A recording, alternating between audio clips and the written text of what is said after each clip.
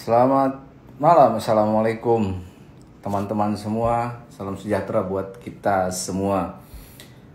Memang masih sekitar 5 atau 6 menit lagi menuju perbincangan atau bincang Kamis malam saya dengan tamu yang teman lama, dan saya yakin teman-teman sekalian juga sering melihat pria ini. Beliau ada teman dekat saya, teman diskusi, tapi juga orang yang penting saya kira di Republik ini.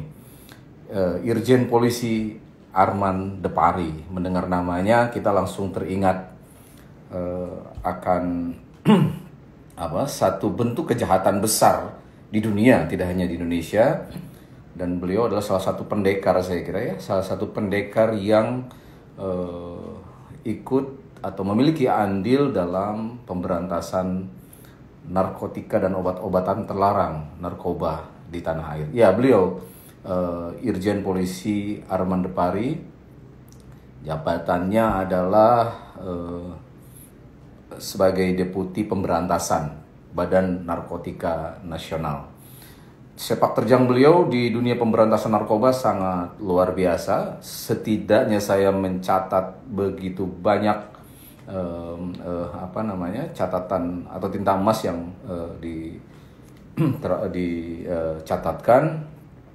Kalau kita ingat satu bandar besar di Indonesia bernama Freddy Budiman yang kemudian menjadi almarhum, itu adalah hasil dari upaya terbongkarnya sindikat besar narkoba di Indonesia.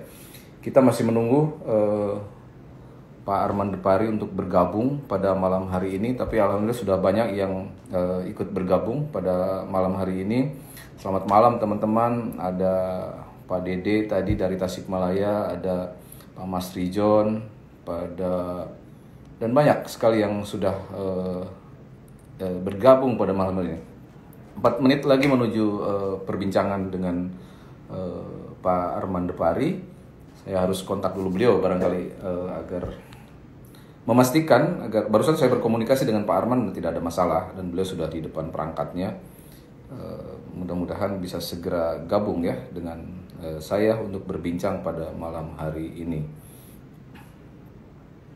Saya coba kontak dulu.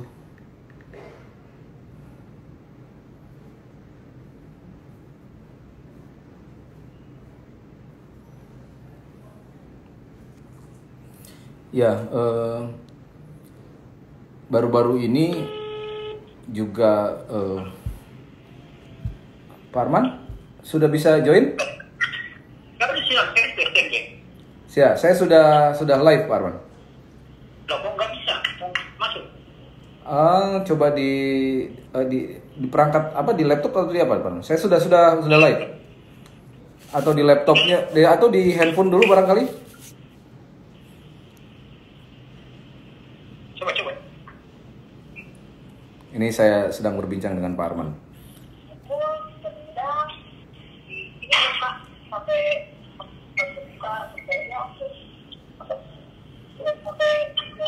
Call-nya di nomor berapa, Kak?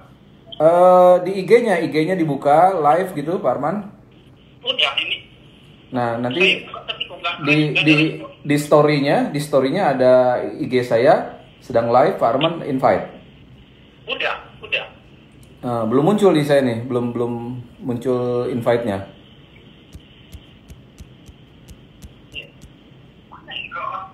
Kok nggak tahu nih?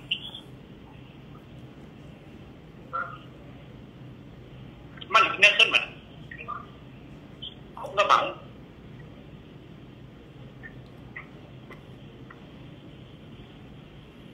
Saya sudah banyak sekali Pak Arman yang sudah menunggu di ini. Ada Dede, Pak Dede, ada Agus, ada Pak Cahyo, ada Mesal, ada Dandi Putra,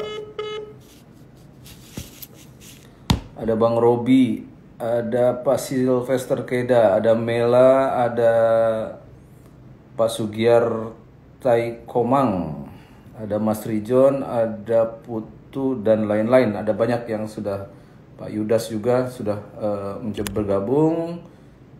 Oke, ini sudah ada.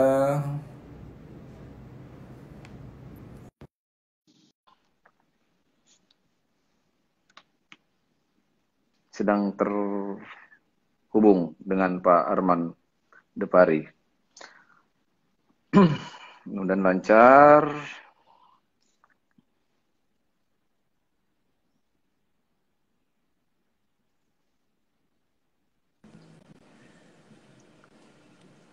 Selamat malam, Pak Arman. Kang, apa kabar? Kabar baik, kabar baik. Rambut masih gondrong, Pak Arman? Saya lagi mencoba nyusul nih, tapi nggak bisa nyalip-nyalip. Mencoba nyusul dengan berkumis dan rambut gondrong. Malam-malam masih di kantor, Pak Arman? Ya, biasalah. Ini kadang-kadang nggak jelas kalau jam kerjanya kita di sini kan bisa-bisa subuh keluar. Begitu subuh keluar, nggak pulang-pulang lagi berapa hari. Tiba-tiba ada di Medan, tiba-tiba ada di Aceh gitu ya.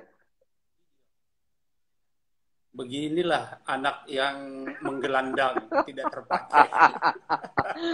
Banyak sekali yang sudah menunggu dan banyak yang sudah bergabung malam hari ini, Pak Arman Depari. Terima kasih banyak Irjen Pol Arman Depari. Beliau ini saya perkenalkan adalah Deputi Pemberantasan Badan Narkotika Nasional. Saya kira wing kanannya Ketua BNN lah, Kepala BNN, maaf. Dalam hal pemberantasan narkoba. Dan kalau saya suruh memaparkan, rasanya tidak mungkin selesai malam ini. Ada begitu banyak hal yang diungkap berkaitan dengan pemberantasan narkoba oleh Pak Arman Depari. Saya sih sebenarnya panggilnya Dato. Iya, Pak Arman. Sehari-hari saya panggil Dato, bukan panggil Bapak sebenarnya. Ada sejarahnya. Waktu beliau jadi Kapolda di Kepri, beliau dianugerahi Dato Sri ya? Betul ya? Betul ya, Pak Arman? Ya, Datuk dari Sultan Bintan. Dari Sultan Bintan ya. Tahun berapa itu dulu, Arman? Tahun 2014. Setelah nggak jadi Kapolda, gelarnya masih dibawa atau? Itu masih berhak memakai gelar Datuk. Dan waktu itu dia dianugerahi gelar bangsawan Melayu. Jadi nggak apa-apa saya malam ini panggil Dato ya. Ya, boleh. Dato, kita mulai. Jadi ini agak-agak serius pertanyaannya. Narkoba itu.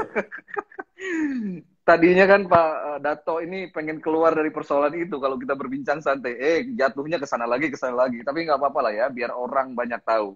Dato begini, di masa pandemi ini banyak yang mengira tidak ada narkoba masuk ke Indonesia karena semua orang takut boro-boro ngirim ilegal narkoba gitu kan, menggelapkan narkoba untuk menghindari COVID-19 sebagai pandemi aja di dunia ini orang takut. Tapi faktanya Dato, Polri saja misalnya mencatat hampir 6,2 ton diselundupkan masuk ke Indonesia. Itu yang ketahuan, kita nggak tahu yang nggak tahu. Belum yang dilakukan oleh BNN, belum yang dilakukan oleh Bea Cukai dan lembaga-lembaga terkait lainnya. Sebenarnya yang dipotret oleh Dato realitasnya seperti apa sih Pak Arman di masa pandemi ini? Ya, itulah istimewanya sindikat narkoba ini. Dan kalau kita bicara sindikat kejahatan, barangkali yang pertama sekali kita tahu dulu namanya sindikat kejahatan itu adalah kejahatan narkoba. Dan sindikat narkoba itu dari tahun ke tahun, dari ratusan bahkan mungkin ribuan tahun yang lalu itu tidak pernah mati sebenarnya. Paling mereka tidak aktif karena melihat situasi yang tidak menguntungkan buat mereka. Nah, ketika mereka melihat situasi memungkinkan, ketika mereka melihat ada peluang, maka mereka yang tadi tidak aktif, itu kan aktif lagi. Nah, sama seperti situasi sekarang. Beberapa waktu yang lalu kita lihat bahwa sindikat yang beroperasi di negara kita ini adalah sindikat yang berasal dari Asia Timur dan Asia Timur itu ASEAN. boleh disebutkan detailnya, Pak Arman? Itu Mhm. dari China, Hong Kong, Taiwan. Nah, sebagian masuk ke ASEAN dan mereka biasanya memproduksi barang yang dulu kita kenal dengan segitiga Golden emas Triangle atau itu ya. Golden Triangle. Sekarang sudah lagi Golden Triangle ya.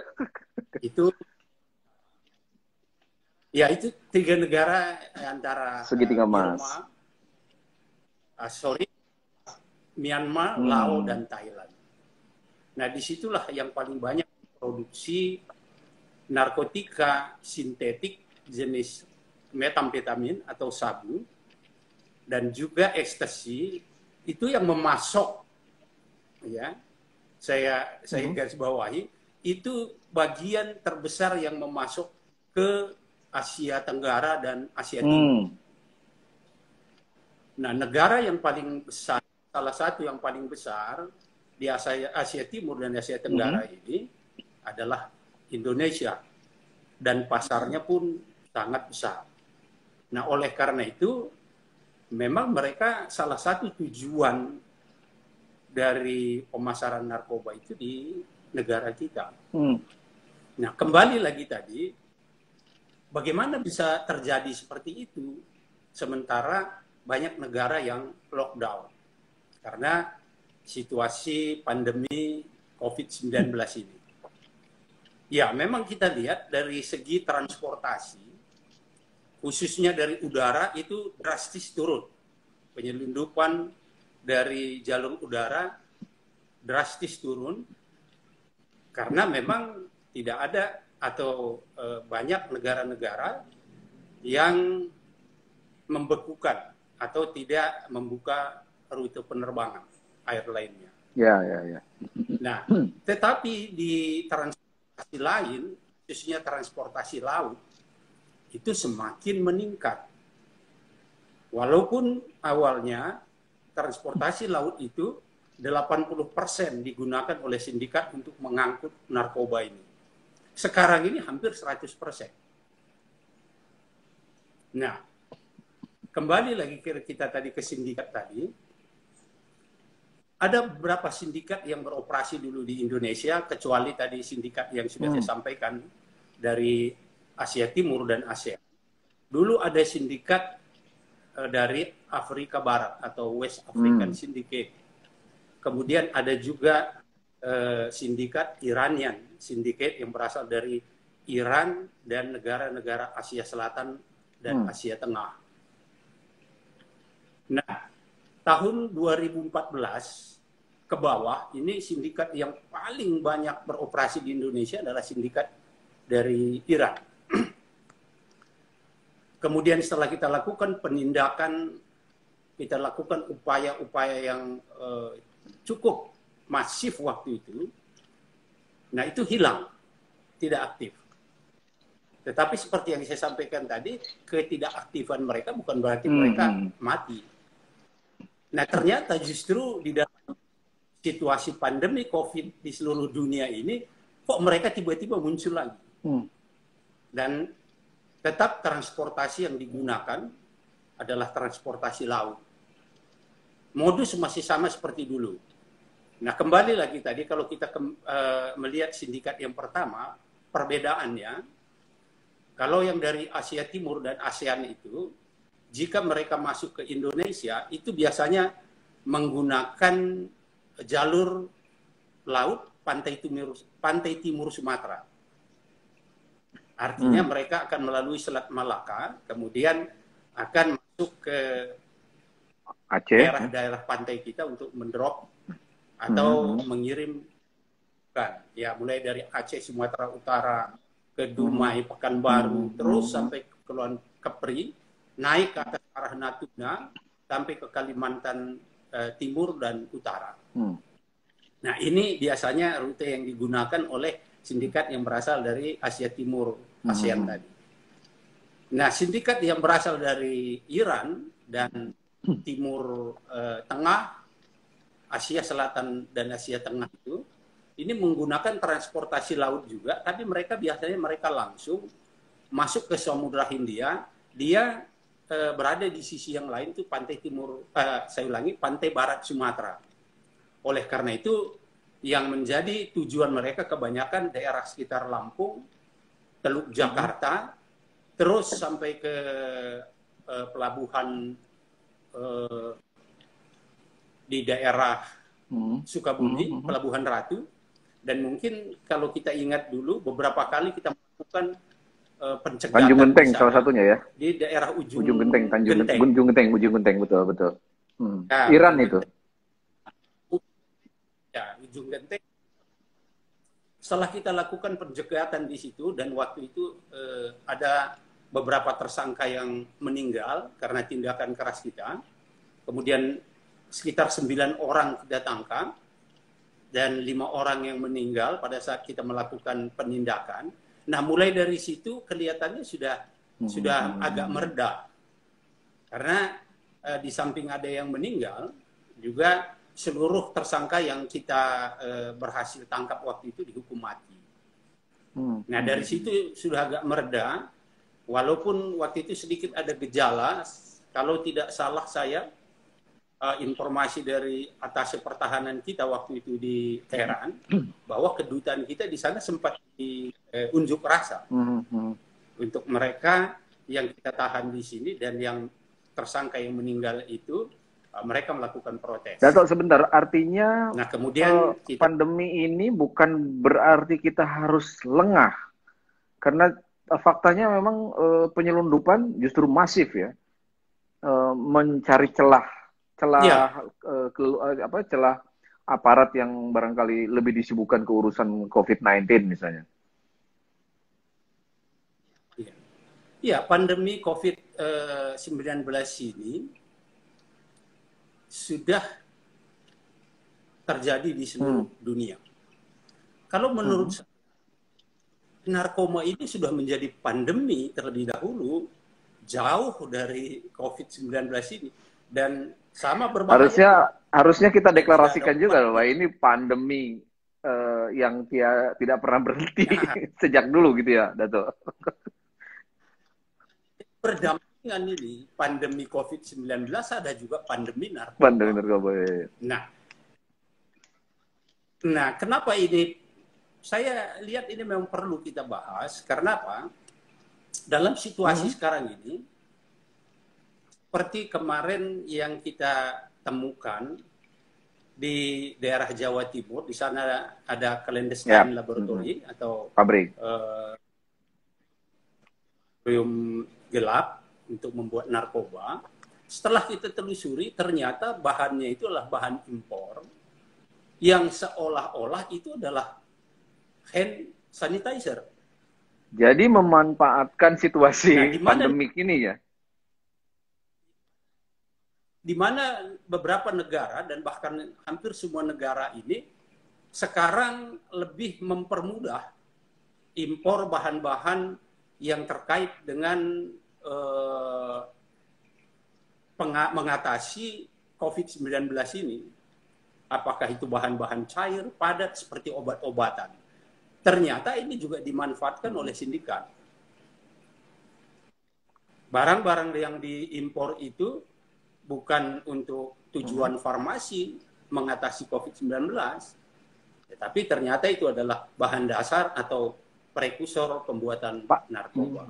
Nah, Pak Arman, apakah Republik ini, negara ini, bisa menjamin setiap jengkal tanahnya agar tidak dimasuki oleh para penyelundup atau sindikat, gitu ya, baik di sebelum maupun pas era pandemi, mengingat tangkapan-tangkapan yang cukup masif ini? Atau bahkan ada yang berasumsi bahwa yang ditangkap adalah kiriman sindikat sebagian kecil, sementara yang besarnya justru lolos di mana-mana. Itu asumsi sekali lagi. Saya ingin mendapat pencerahan lah mungkin dari Jenderal Arman. Silakan. Ya, memang betul. Itu produksi narkoba sintetis, termasuk metamfetamin dan ekstasi yang saya sebutkan tadi, itu sangat banyak sekali. Kurang lebih 140 ton perkiraan dari UNODC. Nah, kalau kita tangkap tahun yang lalu sekitar 8 ton, maka yang selebihnya itu yang belum ketangkap itu ada kemana? Ya mungkin ke negara-negara lain. Ada China sendiri misalnya, kemudian konsumsi lokal di sana, di Thailand, Filipina. Nah, tetapi ini kan tentu masih banyak sekali. Kalau kita berbicara seperti teori gunung es, maka memang masih banyak sekali yang harus kita awasi. Bukan hanya yang berhasil kita tangkap atau kita cegah ini. Nah, untuk pengawasannya sendiri, ya kita memang di satu sisi kita harus bersyukur bahwa kita mempunyai pantai yang indah, laut yang bagus, yang menjadi jalur transportasi internasional, terutama di Selat Malaka sana. Dan ini tentu secara ekonomis juga di samping bisa menghasilkan peningkatan ekonomi, tetapi juga memiliki kerawanan-kerawanan tertentu, terutama akibat dari kejahatan-kejahatan transnasional atau kejahatan-kejahatan lintas negara, baik itu penyelundupan senjata, mungkin juga terorisme, kemudian kejahatan-kejahatan kemaritiman lainnya. Nah, salah satunya adalah narkoba ini. Itu memang perlu kita awasi. Tetapi karena garis pantai kita ini sangat panjang, maka kita juga memerlukan peralatan yang banyak, juga personil, petugas yang harus ditambah. Nah, di samping itu sistemnya juga ya harus kita perbaiki, terutama bagi mereka-mereka yang bertugas di perbatasan, baik itu perbatasan darat, udara, di airport, nah terutama laut. Nah, ini yang perlu kita selalu koordinasikan, bekerja sama dengan instansi-instansi penegak hukum yang lain, khususnya yang punya kewenangan di perairan dan lautan, seperti bea cukai, imigrasi, kepolisian, angkatan laut, Bakamla dan seterusnya. Nah, ini yang akan kita organisir. Oleh karena itu kita berupaya sekarang membentuk satu gugus tugas, yaitu adalah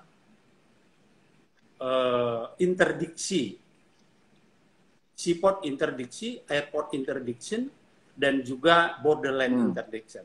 Nah, ini yang sedang kita kembangkan untuk mencegah narkoba yang diselundupkan ke Indonesia sebelum masuk ke teritorial kita. Kalau tadi kita bicara Asia, kita tidak bisa melupakan juga Eropa dalam konteks sindikat gitu ya. Di beberapa tahun silam juga sangat terkenal ya. Pengiriman-pengiriman terutama sintetis dalam bentuk narkoba sintetis ya, dalam ekstasi. Dari Belanda misalnya yang nyata-nyata, atau beberapa negara Eropa lainnya, meskipun ngeling ke China atau ngeling ke negara India atau ngeling ke beberapa negara di Asia, tetapi faktanya memang dari Eropa juga ada. Bagaimana? Apa kabar sekarang sindikat Eropa? Kalau tadi Pak Arman sangat dominan bicara tentang sindikat Asia, Golden Triangle dan lain-lain. Iya, dari Eropa pada umumnya itu adalah narkotika jenis baru atau new psychoactive substances. Itu yang paling banyak dari sana.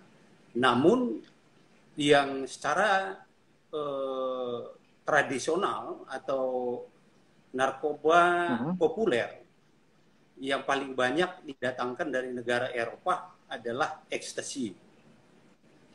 Nah, kita lihat kalau ekstasi dari Eropa, katanya para pemakai, itu barang yang kelasnya nomor satu lah. Nah, melebihi kawat. Ya, dan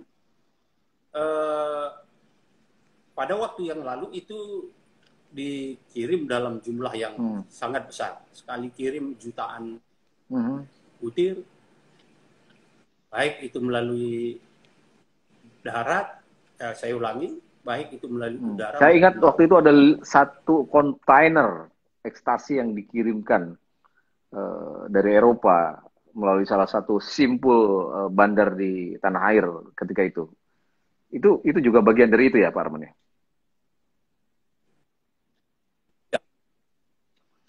Iya, macam modusnya ada yang dimasukkan ke dalam generator listrik, ada yang dimasukkan ke kotak-kotak komputer, ada juga di molding, ada juga dalam pipa. Nah, itu modus-modusnya memang selalu berubah-ubah.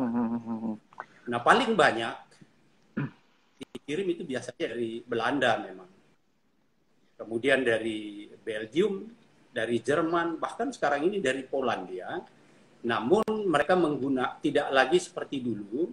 Jarang kita temukan pengiriman melalui kargo dalam jumlah besar. Sekarang ini relatif lebih sedikit, tapi sering.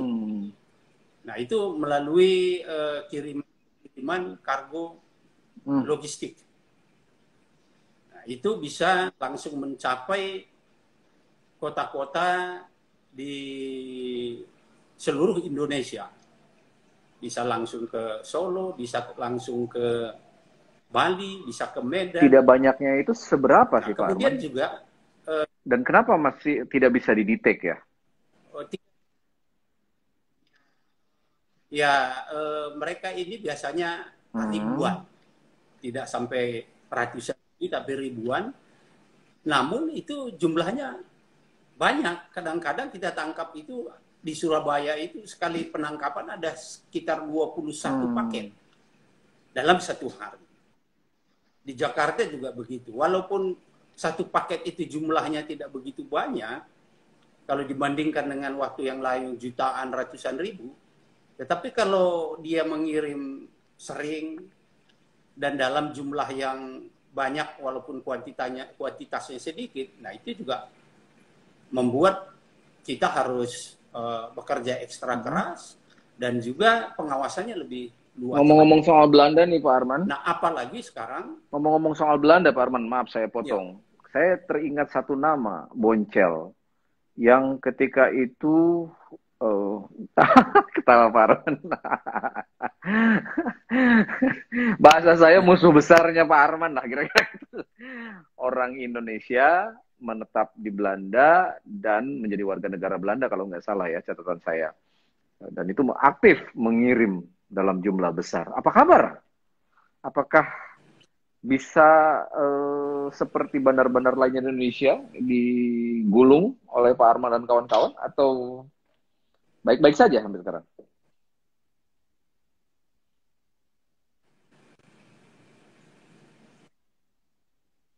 Halo Pak Arman? Iya, ya khusus memang dia ini sudah berapa kali kita melakukan pertemuan dengan kepolisian Belanda, termasuk kejaksaannya. Saya sendiri sudah berbincang dengan mereka, memberikan informasi ini mengenai salah satu warga negara Belanda yang dulunya memang adalah warga negara Indonesia, tapi kan sudah beralih ke warga negaraan. Saya sampaikan data kejahatan yang bersangkutan lakukan, terutama pengiriman narkoba jenis ekstasi. Tapi belakangan sebenarnya bukan hanya ekstasi, juga dia mengkoordinir pengiriman sabu dan termasuk juga sindikat Iran ini adalah kegiatan yang dikoordinir oleh yang bersangkutan. Nah, waktu itu beberapa kali kita berbicara dengan pihak Belanda untuk melakukan suatu tindakan atau paling tidak melakukan upaya supaya yang bersangkutan menghentikan kegiatannya.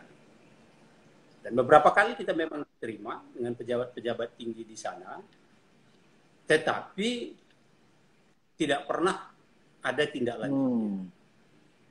Nah, saya sering tanya, ternyata memang undang-undang di Belanda, dan kita juga memang tidak bisa menyalahkan mereka, karena ini adalah aturan di negara masing-masing, dan kita juga harus menghormati bahwa undang-undang Belanda sama dengan Uni Eropa yang lain, jika ada unsur ancaman pidana mati terhadap orang yang disangkakan, atau bagi negara yang masih memberlakukan hukuman mati, maka mereka tidak bisa bekerja sama dengan negara peminta. Ya, kita Sementara kita menghormati. masih memberlakukan. Tetapi waktu Hmm. ya, sehingga kita memang tidak bisa melakukan pemeriksaan kepada yang bersangkutan. Padahal saya bisa tunjukkan rumahnya, saya bisa tunjukkan orangnya, apa aktivitasnya, nomor teleponnya, nomor rekeningnya, semua lengkap. Tapi dengan alasan itu tadi, sehingga mereka dengan berlandaskan pada hukum nasional mereka dan juga Uni Eropa itu, mereka menyatakan bahwa mohon maaf, kami tidak bisa bekerja sama dengan negara yang masih memberlakukan. Itulah yang Waktu itu saya sampaikan juga bahwa saya bukan bermaksud mengambil warga Anda untuk dibawa ke Indonesia atau menangkapnya atau memeriksanya. Tetapi saya menyampaikan secara terus terang waktu itu bahwa narkoba yang dikirim ke Indonesia itu kan bukan hanya untuk konsumsi rakyat Indonesia saja yang pecandu-pecandu itu. Tetapi di sana juga banyak warga negara yang lain. Di sana banyak masyarakat yang menjadi korban. Dan itu adalah satu kejahatan. Ya, dan itu merupakan tanggung jawab Anda karena kita sudah tahu. Paling tidak dengan informasi saya ini,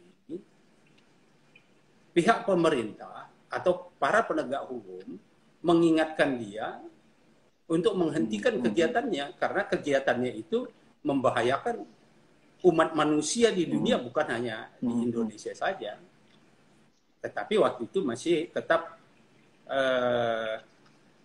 dijelaskan dan berupaya dia membuat kita maklum bahwa mereka tidak bisa melakukan itu, dan kita menghormati. Tapi belakangan saya dengar yang bersangkutan katanya sudah ditangkap, tetapi informasinya pun tidak pernah disampaikan kepada kita benar ditangkap atau tidak, di mana dia ditangkap, atas tuduhan apapun, ya tidak ada. Nah, ini permasalahannya. Jadi sampai sekarang apa betul orang ini sudah dihukum dan dibatasi haknya karena dipenjara, dibatasi kebebasannya? Saya juga tidak tahu. Itulah yang saya bilang, Pak Arman. Yang jelas pengiriman kayak benang merahnya nggak dapat ya. Sementara kita habis-habisan, mati-matian di tanah air memberantas sampai ke akar-akarnya gitu ya. Tapi pucuknya, bandarnya itu tidak bisa disentuh gitu ya. Cerita tentang Boncel ini adalah cerita puluhan tahun, belasan tahun, bahkan mungkin puluhan tahun gitu ya. Sementara kaki-kakinya Boncel di Indonesia sudah nyaris rata gitu ya. Saya teringat misalnya almarhum Freddy Budiman sudah meninggal dunia saat ini. Linknya juga sudah hampir dicabut semua, yang mungkin nanti muncul nama-nama baru. Tetapi itu tadi, kalau misalnya puncaknya tidak, atau pucuknya atau bandar besarnya tidak dihentikan, maka benang merah itu tidak akan pernah dapat, dan kita hanya dalam posisi selalu menjadi korban. Korban dalam pengertian masyarakatnya yang jadi korban, kemudian aparatnya juga capek dan itu menjadi korban, sementara hanya karena aturan negara yang berbeda, itu kemudian tidak ada connecting pencegahannya. Gimana nih menurut Jenderal nih dalam kasus seperti ini? Itu adalah salah satu uniknya kejahatan narkotika ini. Semua negara merasa menjadi korban.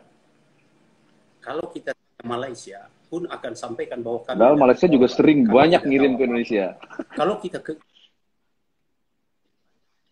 Jadi tidak ada yang merasa dirinya itu adalah pelaku, semuanya korban. Dan uniknya lagi salah satu, mengapa narkotika ini bisa beroperasi dan sangat rapi, tertutup, Berbeda dengan dagang lain. Kalau kita dagang, berjualan sesuatu barang, itu biasanya kan mana barangmu baru Yap. keluar uang. Itu yang wajar kan begitu. Nah, narkoba enggak. Mana uangmu baru ada barang. Nah, sehingga mereka betul-betul bisa menyembunyikan kegiatannya, bahkan sulit sekali dideteksi. Nah, satu-satunya memang jalan. Oleh karena itu di BNN ini ada satu deputi, yaitu deputi kerjasama. Nah, tanpa kerjasama, tanpa kita bertukar menukar informasi, tanpa ada kesepakatan kita saling menghormati untuk menyamakan persepsi dan tujuan kita dalam rangka melindungi masyarakat kita sendiri Indonesia dan masyarakat tetangga kita, warga negara tetangga kita dan masyarakat dunia pada umumnya, maka susah untuk menghentikan pergerakan sindikat narkoba ini. Kenapa? Karena perbedaan hukum tadi. Nah, sering dikatakan di kita bahwa di beberapa negara ada jenis narkoba yang seolah-olah diberikan kebebasan untuk menggunakan. Dalam jumlah terbatas, boleh dipakai dalam tanda kutip di tempat-tempat tertentu. Nah, ini kan ada perbedaan hukum. Nah, sindikat ini juga memanfaatkan itu. Mereka tahu betul, seperti tadi saya sampaikan, salah satu mengapa waktu itu Indonesia diserang betul oleh sindikat Iran, ternyata para bandar-bandarnya itu di tingkat atas atau level atas sindikat itu menyampaikan dan menjelaskan pada kurir-kurir itu bahwa kalau ditangkap di Indonesia itu hukumannya ringan. Paling kamu dapat 4 bulan. Ya kamu di penjaranya 4 bulan. Nanti saya tanggung semua biayamu dan menanggung keluargamu pada saat kamu masih menjalani hukuman. Nah, jadi orientasi mereka ini semua memang uang. Nah, kalau sudah berbicara uang, nah ini kemana saja mereka mampu untuk bekerja dan kemana saja mereka bisa masuk. Dan mereka tidak pernah berpikir bahwa apa yang mereka lakukan ini adalah satu kejahatan. Mereka tidak pernah merasa kasihan bagaimana anak-anak kita, mungkin OD, teman-teman kita, tetangga kita, overdosis, sakit, meninggal, atau bahkan tertembak di jalanan, dihukum mati. Mereka tidak pernah peduli. Yang penting uang mengalir terus. Yang penting pasarnya tetap terbuka di Indonesia. Karena apa? Karena memang mereka menganggap narkoba ini peredarannya adalah bisnis semata. Ya. Itu kira-kira. Nah, ini salah satu kesulitan. Dato', dan bagi kita kalau kita bicara konteks globalnya tadi, mari kita bicara tentang konteks yang lebih regional atau lokal barangkali ya, bahwa faktanya ini narkoba bukan lagi konsumsi orang-orang kota, terutama sintetis ya, dua tuh, sabu dan ekstasi. Ini dua jenis yang menjadi favorit tidak hanya dunia tapi warga negara Indonesia ya, para pecandu atau para pemakai gitu. Dan itu sudah menyeruak masuk ke komplek-komplek perumahan, ke apartemen, jangan tanya lah ya gitu. Bahkan ke kampung-kampung, Datuk. Sebegitu mudah sekarang mendapatkan itu. Iya, betul. Artinya kan memang itu fakta yang tidak bisa terbantah. Apa temuan-temuan atau mungkin sesuatu yang harus Datuk sampaikan kepada yang hadir dan mendengarkan ini, atau siapapun, orang tua, saudara, dan agar menyelamatkan anak-anak ini terutama dari ancaman-ancaman jahat narkoba ini, Datuk. Iya, itulah salah satu yang terjadi di negara kita. sekarang ini bukan hanya di kota-kota besar, sampai ke pedalaman, sampai ke kampung-kampung, ke desa-desa, sudah sering sekali kita dengar cerita tentang penyalahgunaan narkoba, baik itu yang dilakukan oleh anak-anak, remaja, dan seluruh kalangan. Nah, saat ini pun kita menemukan ada kurang lebih 600 wilayah, desa yang rawan 600 narkoba. seluruh Indonesia ya? Kita ambil saja, ya, Itu ya, sebarannya mayoritas Jawa kita atau ambil saja merata di semua wilayah? yang paling banyak di Oke, Jakarta. Jakarta. Tetapi di setiap kota itu, ya, di setiap kota itu ada. Kita tahu di Surabaya juga ada, di Madura ada, ya di Medan apalagi ada yang namanya Kampung Kubur itu di Medan. Di Kalimantan juga banyak. Di Jakarta, nah kita tahu sendiri beberapa wilayah yang sangat rawan peredaran narkoba.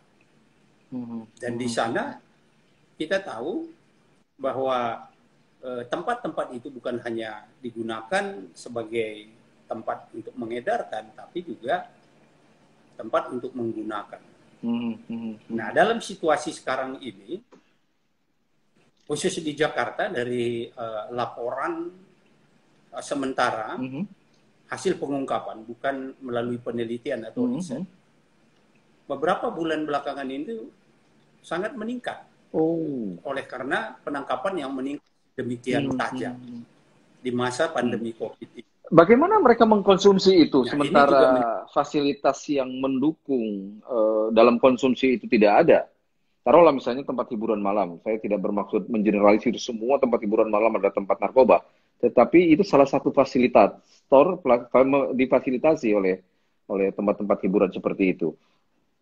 Bagaimana mereka bisa mengkonsumsi dan menikmati barang haram ini dalam situasi tidak ada fasilitas yang mendukung gitu, Pak Arman?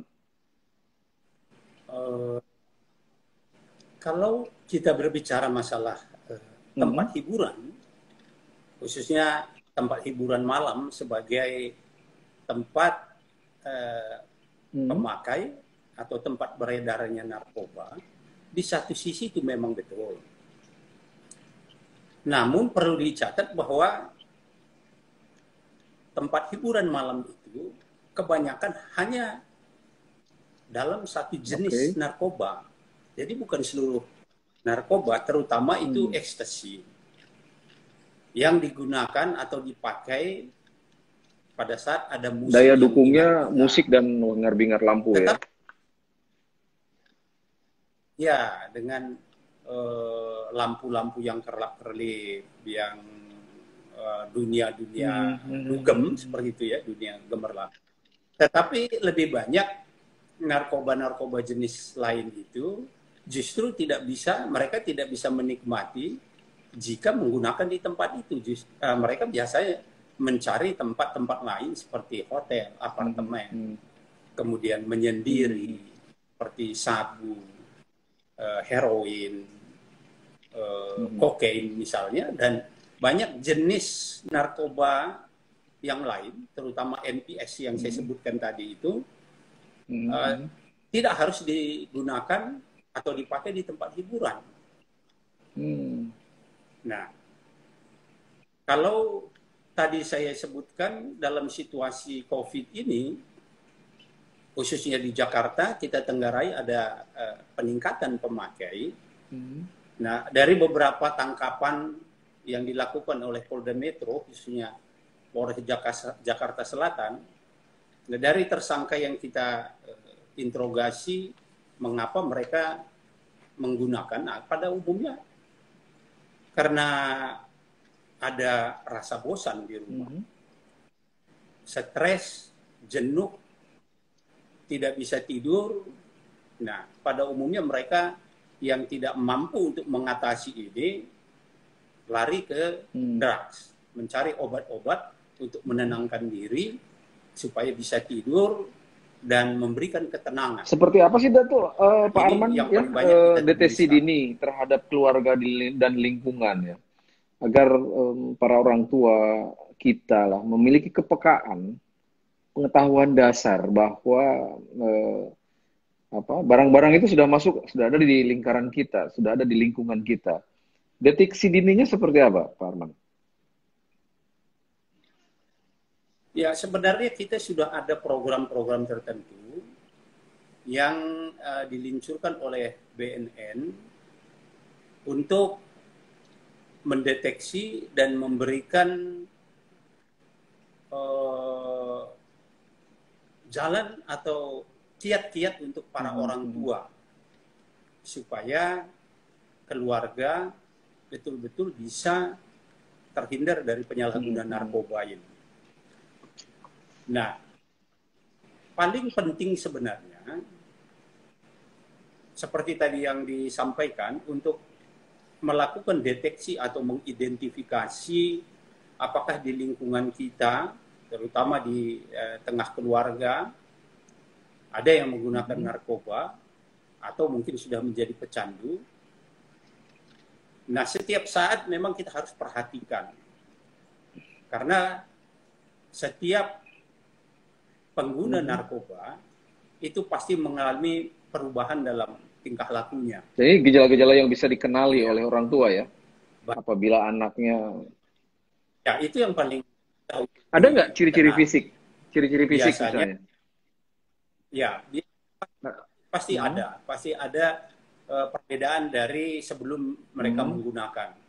Ada yang cenderung menjadi pendiam, menyendiri, ada yang justru semakin aktif, tidak bisa tidur juga ada kalau menggunakan narkoba jenis-jenis tertentu.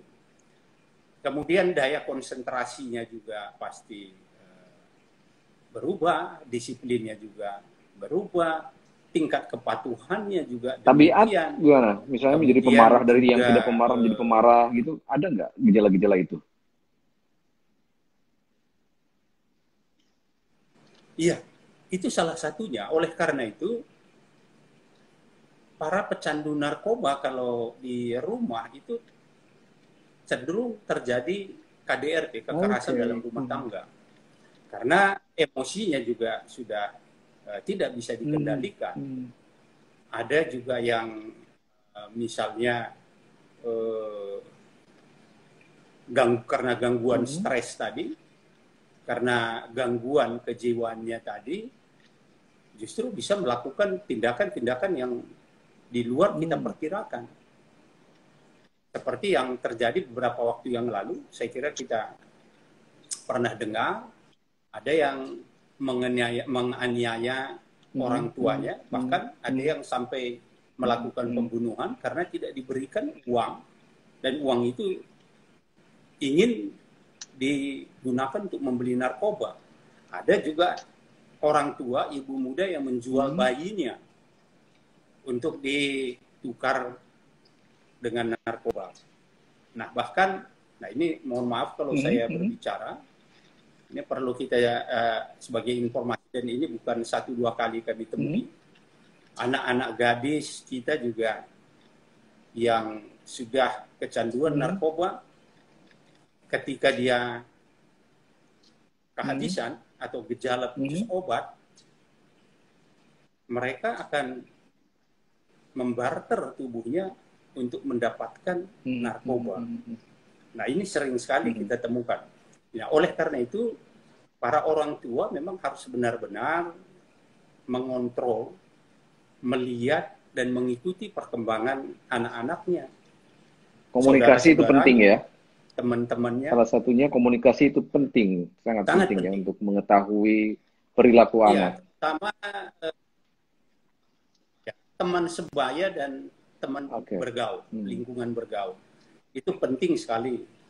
Karena biasanya yang paling banyak mempengaruhi itu adalah teman sebaya, teman sepermainan di dalam lingkungannya.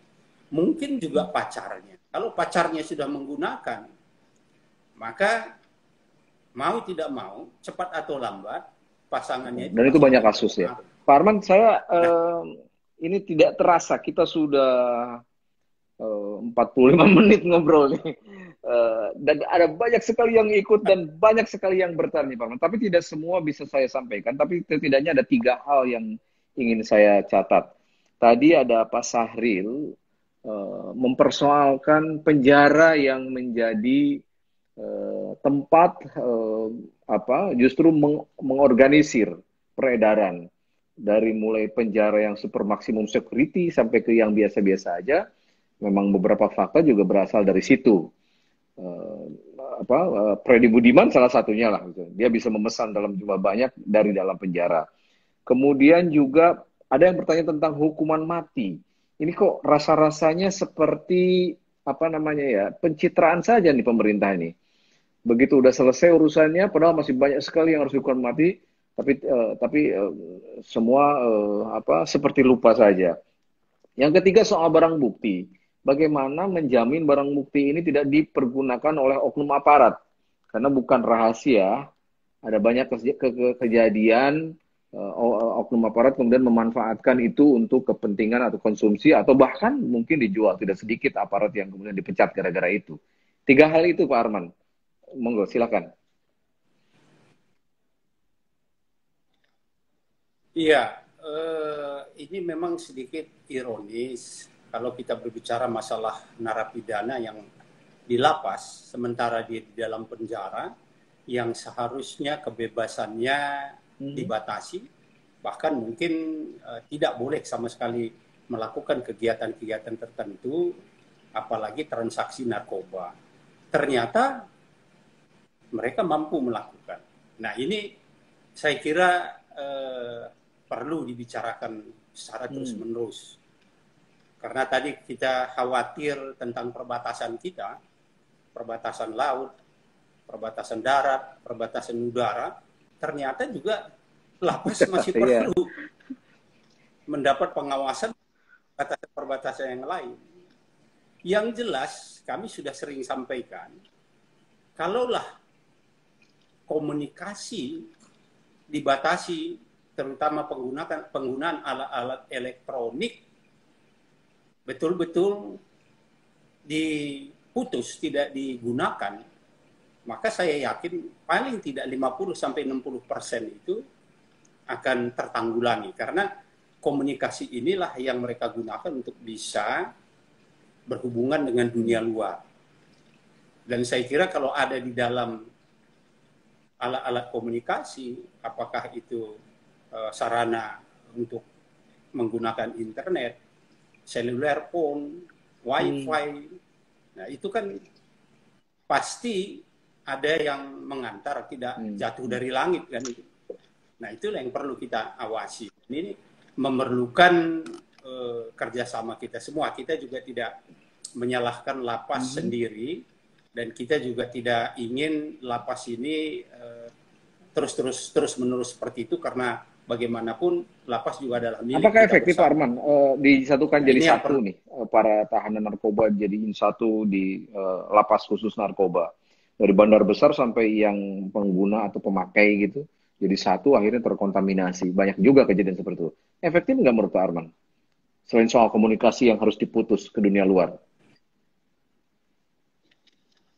ya, itu salah satu tadi untuk pengendalian sindikat yang masih di luar.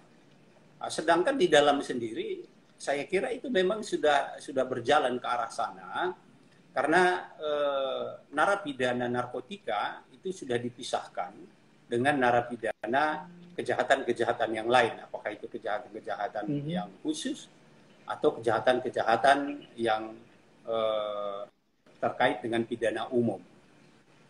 Nah, ini yang memang perlu selalu kita waspadai. Sementara kami juga sudah mengirimkan nama-nama bagi mereka-mereka yang masih berpotensi untuk tetap menjalankan aktivitasnya dari dalam penjara, termasuk bandar-bandar besar, untuk selalu kami rekomendasikan supaya ini mendapat pengawasan yang ekstra, atau kalau perlu dipindahkan ke lembaga pemasyarakatan atau penjara yang mendapat pengamanan ekstra ketat atau super maximum security. Nah, mudah-mudahan ini nanti tetap bisa berjalan, karena sebaik apapun sistemnya, kalau petugasnya tidak peduli, saya kira ini akan sulit buat kita untuk Oke, soal mengatasi. hukuman mati, Tapi Pak saya Arman, soal percaya hukuman mati. kalau ya soal hukuman mati ini, ya kita memang sudah berupaya untuk tetap mendorong supaya hukum yang berlaku di negara kita tetap kita konsisten. Masalahnya ini kan konsistensi. Kalau kita bandingkan dengan negara-negara lain, tetangga kita China, misalnya Singapura, misalnya Malaysia, kalau memang itu sudah inkrah mendapat ketetapan hukum atau mendapat kekuatan hukum yang tetap atau inkrah, maka ya tidak lain harus dilaksanakan. Kalau hukuman mati, ya hukuman mati. Nah, ini yang mungkin perlu kita harus selalu bicarakan secara bersama-sama, karena bagaimanapun hukuman mati itu masih merupakan hukuman positif di negara kita, dan itu adalah hak kita. Negara lain harus menghormati hukum yang berlaku di negara kita, dan saya kira itu tidak melanggar hukum atau ajasi internasional. Apalagi kalau kita melihat bahwa kejahatan yang dilakukan ini adalah kejahatan yang luar biasa, dan bukan hanya kejahatan luar biasa. Menurut saya ini juga adalah kejahatan yang serius. Kenapa itu harus dilakukan? Yaitu untuk melindungi warga negara kita yang lain yang tidak terpapar narkoba. Nah, oleh karena itu kalau memang harus dilakukan, ya kita semestinya dilakukan. Tapi itu kan bukan kewenangan kami. Mungkin nanti dalam beberapa kesempatan akan kita bicarakan dengan instansi atau pihak yang lebih berwenang. Jangan sampai sudah 3 kali mendapat putusan hukuman mati, orangnya nggak mati-mati. Dan ada beberapa dan masih mengedarkan dari dalam saya tahu namanya penjara. Ya, udah dihukuman mati, nggak dihukum, mati sekali. Ya. Kan begitu. Melakukan lagi, ketangkap hukuman mati, nggak dihukum lagi, nggak dilakukan lagi. Ya, sampai 3 kali nggak mati. Ironis sekali ya. Ini yang perlu kita kita harus kawal bersama untuk kepentingan kita, bukan untuk kepentingan gagah-gagahan supaya saya kelihatan top, supaya saya kelihatan hebat, bukan itu. Tapi penegakan hukum itu memang ya harus berpihak kepada rakyat, dan itu untuk keadilan bagi mereka yang sudah menjadi korban.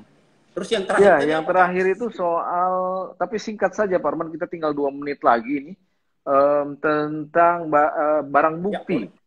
Barang bukti. Ya, kalau yang ditangani oleh BNN, saya kira itu saya bisa menjamin bahwa itu tidak akan keluar kemana-mana.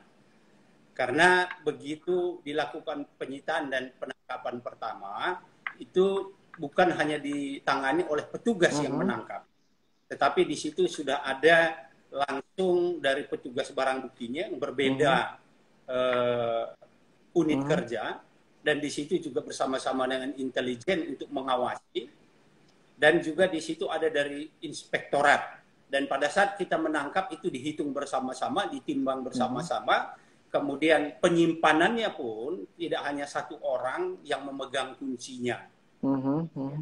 Kemudian pada saat nanti dikeluarkan untuk diserahkan kepada kejaksaan atau dimusnahkan pun itu tetap diawasi. Oleh karena itu biasanya kalau pemusnahan barang bukti, kita selalu undang teman-teman dari jurnalis, wartawan, dari kelompok pemerhati, dari JPU-nya, dari hakim, dari lingkungan setempat. Nah, saya melihat bahwa ini sudah berjalan dengan baik. Tetapi tentu saja ya ada saja peluang-peluang bagi orang-orang jahat. Ya, ada ya baik dan ada juga bad guys kan. Nah, ini yang perlu harus kita waspadai. Dan kalau ketemu sama saya itu tidak ada maaf. Kalau dia betul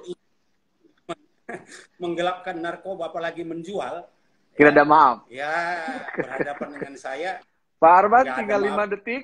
Terima kasih sekali waktunya, kesempatannya. Kita